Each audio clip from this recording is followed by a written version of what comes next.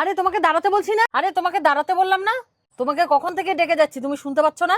হ্যাঁ বৌদি, শুনেছি তো। আমি তো ভাবলাম দাদা ভেতরের ঘরে আছে, তাই দাদার সঙ্গে দেখা করার জন্য ঘরে চলে আসলাম। আরে তুমি তো আমাকে বলার সুযোগই দিলা না, তোমার দাদা ভেতরে নেই।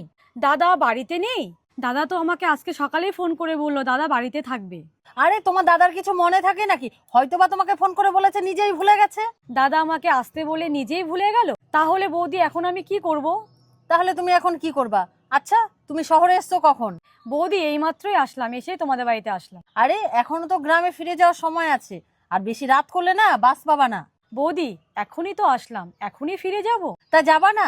বাবা আমাকে বাজার ঘাট করে দেবে কি? তুমি তো শহরে চলে এসছো। ও, তুমি বাবা মার বাজার নিয়ে চিন্তা করছো? আগামী 2 দিন বাজার নিয়ে কোনো চিন্তা করতে হবে না। দাদা তো বললো এখানে আমাকে 2 দিন থাকতে হবে, তাই আমি 2 দিনকার বাজার করে দিয়ে চলে এসেছি। আরে আমি তো বললাম তোমার দাদার কিছু মনে থাকে না, হয়তোবা তোমাকে বলেছে আবার নিজেই ভুলে গেছে। ঠিক আছে বৌদি, তাহলে আমি এখন চলে যাচ্ছি। ঠিক আছে। ও বৌদি, তাহলে দাদাকে একটা ফোন করো, আমি কথা বলে যাই। ও, তুমি দাদার সাথে কথা বলবা? আমার তো ফোন নেই। কালকে আমি বাবার ফোন থেকে দাদার সাথে কথা বলেছিলাম। দাদা আমাকে আসতে বললো, দাদার সাথে কথা না বলে আমি চলে যাব? দাদা কি মনে করবে, দাদাকে একটু বলে যাই। আর তোমাকে বলছি না তোমার দাদা কিছু মনে করবে না? আর 2 দিন পর পর আমাদের বাড়িতে এত আসার কি আছে তোমাদের? আর 2 দিন পর পরই তোমার বাবা মা গ্রাম থেকে এখানে আসে, আর আসলে আর যাওয়ার নাম করে না। আর এখন তুমিও শুরু করেছো 2 দিন পর পর আসো, আসলে আর যাওয়ার নাম করো না। বৌদি 2 দিন পর পর তোমাদের বাড়ি আমি আসি? 2 দিন পর পর না আসলো মাসে অন্তত 2বার আসো। বৌদি আমি তো তোমাদের বাড়িতে সেই 1 বছর আগে এসেছি।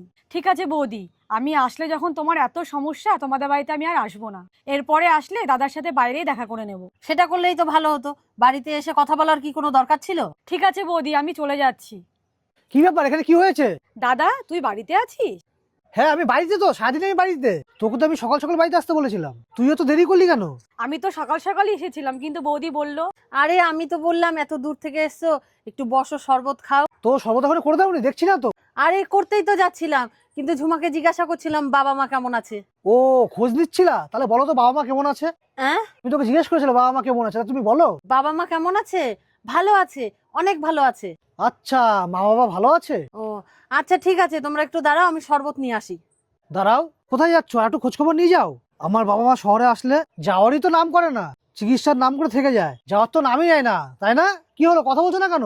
ও, তুমি আমাদের সব কথা শুনে নিয়েছো? আসলে কথাটা আমি ওইভাবে বলতে চাইনি। আমি তো সব কথা শুনে নিয়েছি, আর ও এসছে আজকে সকালে, আর তুমি বলছো ওকে আজকে বাড়ি চলে যেতে। আর তুমি বলছো এখন না গেলে রাতেও বাস পাবে না। ওরও তো বাড়ি যাওয়া তারা কিসের? ওর কি এখানে কেউ নেই যে ওকে আজকের মধ্যে বাড়ি ফিরে যেতে হবে? কেন, আমি এই বাড়িটা কি শ্বশুর বাড়ি থেকে যৌতুক পেয়েছি যে আমার বাড়ি কেউ আসলে এই বাড়িতে থাকতে পারবে না? আর আমি তোমাকে কিছু বলতে পারবো না? এটা আমার ইনকামের টাকায় বাড়ি, আর এই বাড়িতে সবাই আসবে। সেটা নিয়ে তোমারও তো মাথা ব্যথা কিসের? যদি আমি তোমাদের বাড়ি ঘর জামাই থাকতাম, তুমি আমাকে কথা শোনাতে